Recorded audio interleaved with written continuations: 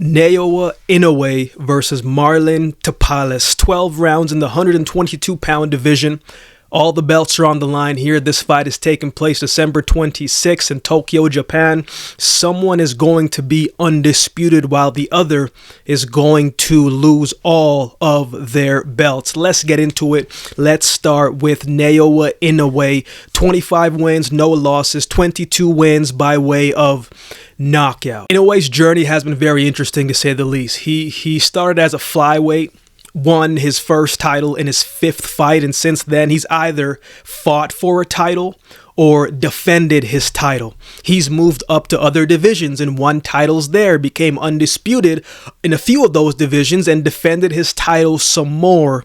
It's important to know that and to say that because it goes to show the mentality of Inoue in the sense of the pressure isn't anything new to him. He's always been in a pressure situation. He's always fought when the stakes are high, right? We've covered him a few times on the channel already, and I said in the first video I made of him, there's a lot of people who don't believe that he was that good because it's hard to kind of judge a fighter when you've never really seen them fight live, right? Inoue, for the most part, has fought most of his fights over in Japan. With the time difference, most people, especially on this side of the world, you're just not able to catch the fight live.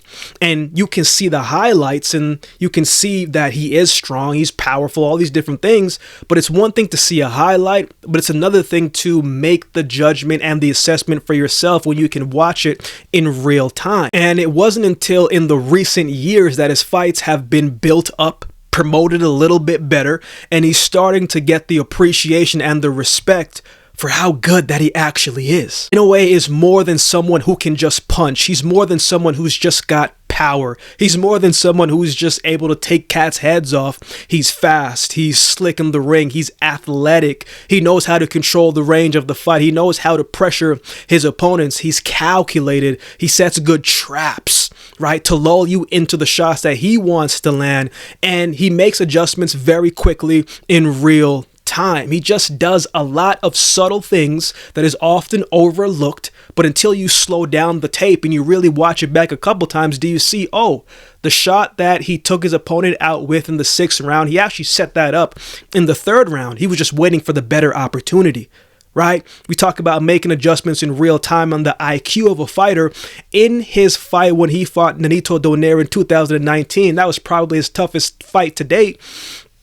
A fight that he got banged up that fight, right? A fight where his defense wasn't as good as it usually was. And he made a bunch of mistakes in that fight. A few years later, he comes back and they get the rematch in 2022. And the mistakes that he made in the first fight were non-existent in the second. He didn't make those mistakes. And he ended up closing out the show in 2 rounds, or in the first fight, it went the full 12. Being able to make adjustments in real time is going to serve boxers very well, and Inoue does a great job of doing that. Now let's talk about his most recent fight when he fought cool boy Steve Fulton in his first fight at 122 pounds, in a fight where I felt like Fulton was going to be more of the aggressor and use his size and take his advantage of that. But at the same time, that's not always the way Steve Fulton has fought. And you can't shy away from who you are. Cool boy Steph has kind of always been a counterpuncher, and counterpunchers are often more defensive than offensive more times than not. And counterpunchers have great success if they're quicker than their opponent, the speed factor.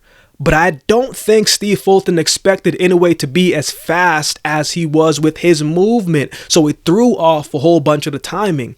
Every time Fulton came forward and tried something, Inoue responded immediately, or he'd step aside, reset, and then come back and land a big shot. Very few times throughout that fight did Steve Fulton put forth combinations, big punches. He was throwing 1 shot, sometimes 2 shots, but that's probably as far as it went, right? Inoue was throwing punches from different angles. He was making it very tough for cool boy Steph to get in a comfortable state and build confidence throughout that fight. He'd step back and attack, and he'd step back and attack, step forward offensively, then step back defensively. I thought it was a very, what's the word that I want to use, masterful performance from Inoue against Steve Fulton. In the 8th round, Inoue found Fulton's timing completely. He was able to evade shots and set up the shots that he wanted. Jab to the body followed by the overhand shot, and that was the shot that dropped Cool Boy Steph. And after that, Fulton didn't fully recover. He was still fighting off the back foot, still trying to retreat.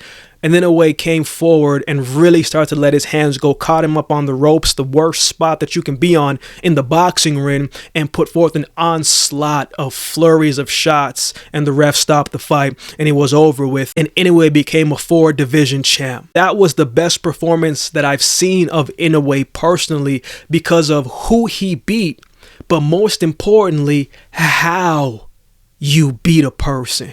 It's one thing to beat someone and it's a close fight, but when you come in and dominate the fight, I mean, Cool Boy Steph is no joke. And Inoue made that fight look kind of easy. That says a lot about how good he is.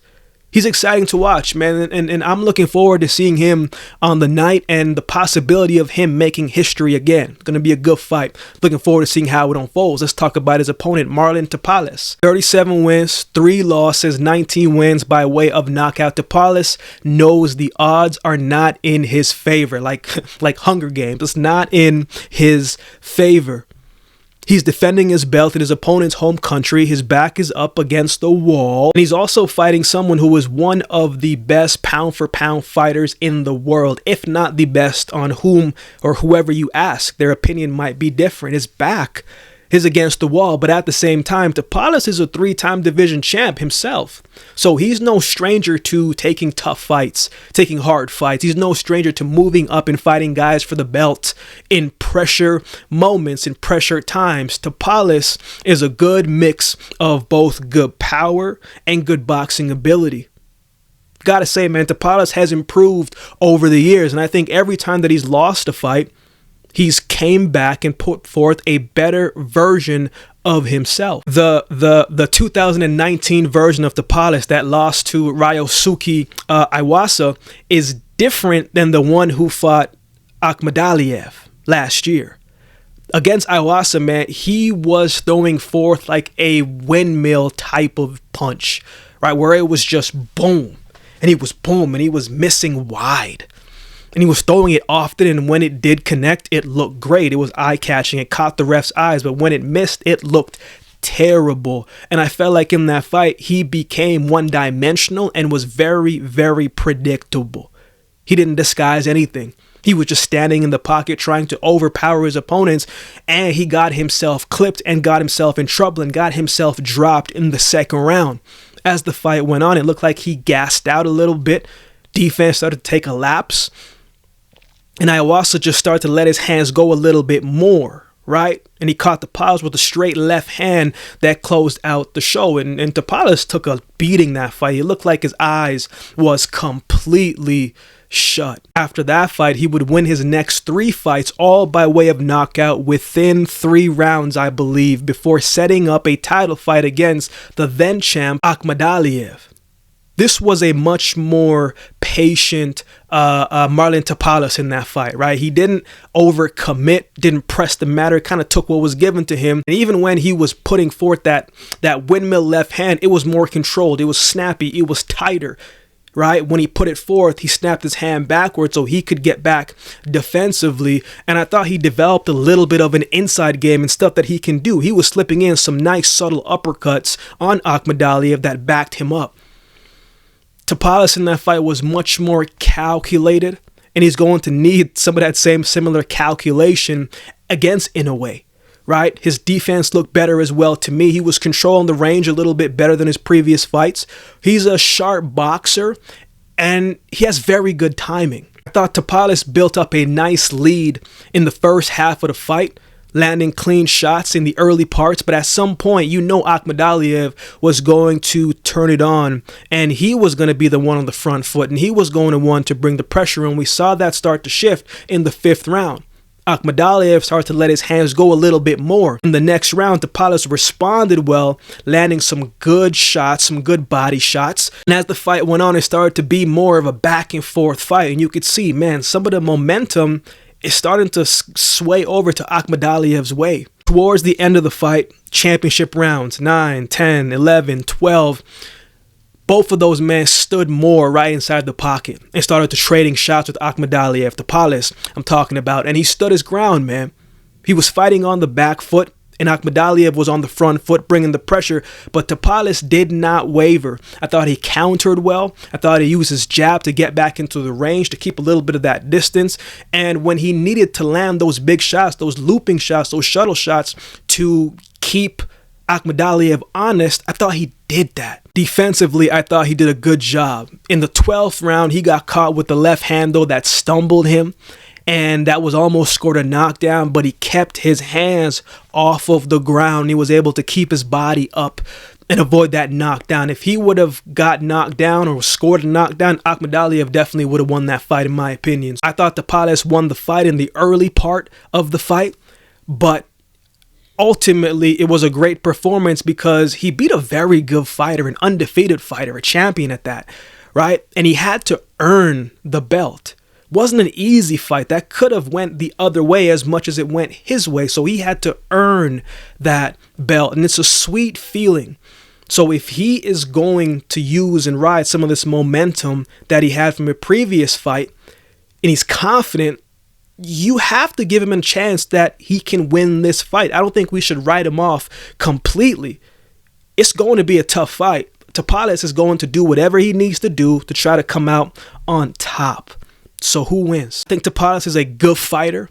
He's strong in his areas. He's got a lot of heart. He's got skills that can disrupt Inoue a little bit. He's got to be physical early, punch and tie up, make it aggressive. Don't let Inoue press the matter too much. Don't let him sit down on his punches. Try and limit some of that damage and see if you can frustrate him. But at the same time, I just think Inoue has more ways to win the fight. I think he's faster. I think he's a bigger puncher. I think the athleticism difference is kind of wide. I just think Inoue is going to overwhelm Tapales, and I think he's going to stop him within 8 rounds. I have Naoya Inoue winning this fight by stoppage. What are your thoughts on this fight? Who do you have winning this one? Let me know in the comment section below. If you would like to support the channel, there's a couple ways you can do so. You can like, comment, share, and subscribe to the channel. If you'd like to support by way of donation, you can find options in the description below. Also, my Cash App handle will be on screen as well. Any amount goes towards the growth of this channel and will be greatly, greatly appreciated. Shout out to everybody that continues to like, comment, share, and subscribe to the channel. I appreciate each of you. So with all that being said, if you've been watching the video this long, do me a favor and subscribe to the channel, and we'll definitely see you next time.